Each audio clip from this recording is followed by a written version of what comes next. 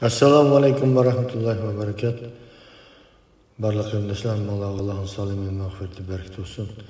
Qarindoshlar, cho'ng gunohlar darsimizni davomlashtiramiz.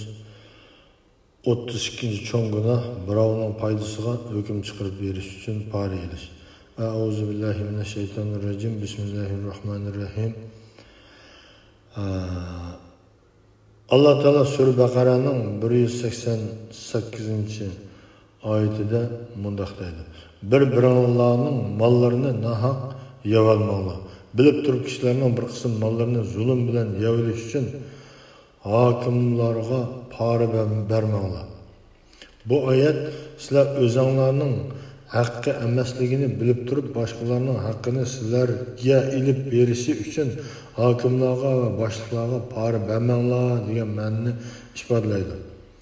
Abu Hurayra radhiyallohu anhudan rivoyat qilinadiki, Payg'ambar sallallohu alayhi vasallam mundaq degan: Alloh hukm masalasida pora berguchi va pora olg'uchiga la'nat qildi.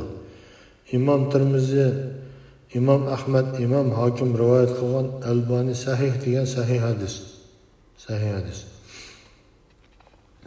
Abdullah ibn Amr radhiyallohu anhu rivoyat qilinadiki, Payg'ambar sallallohu alayhi vasallam pora berguchi va pora olg'uchiga la'nat qilgan.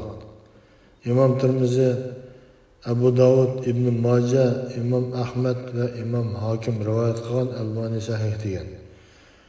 Demak, bu yerda birovning foydasiga hukm chiqarish uchun pora elish, pora berishning hammasi Alloh la'nat qilgan ish ekanligi bu oyatda, ya'ni sura Baqaraning 188-oyatida va Payg'ambar sallallohu alayhi vasallamning sahih hadislarida aniq bayon qilingan.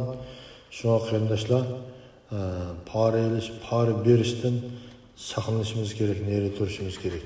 Agar unday bo'lmasa, qiyomat kuni Allohning jazosiga uchraymiz.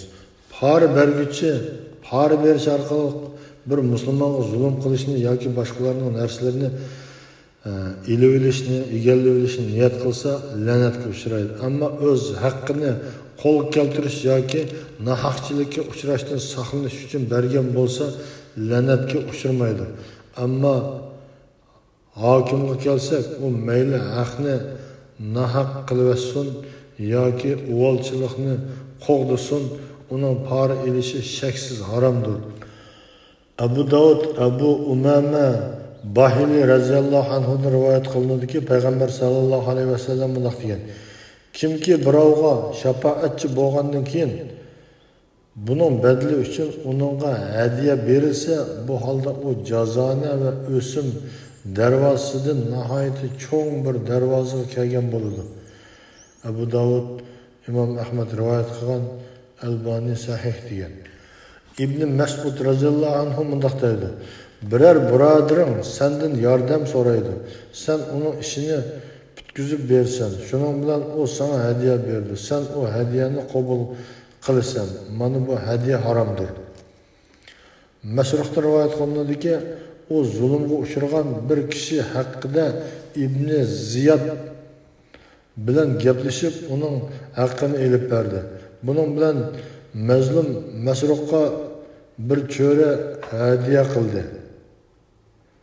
Ammo Masruh buni rad qilib qabul qilmadi va men Ibn Mas'ud radhiyallohu anhuning kimki biror musulmondan biror zulmni to'sib qolsa, buning uchun uningga mayli oz yoki ko'p narsa bersa, mana bu narsa haromdir deganligini bir kishi uningga: "Ey Ibn Mas'ud, biz faqat birovning foydasiga hukm chiqarish uchun berilgan porani harom deb bilatdik" deganda, uning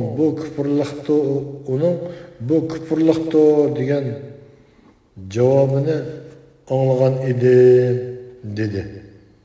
Haysami buni Tabarani rivoyat qilgan bo'lib, sahih hadis.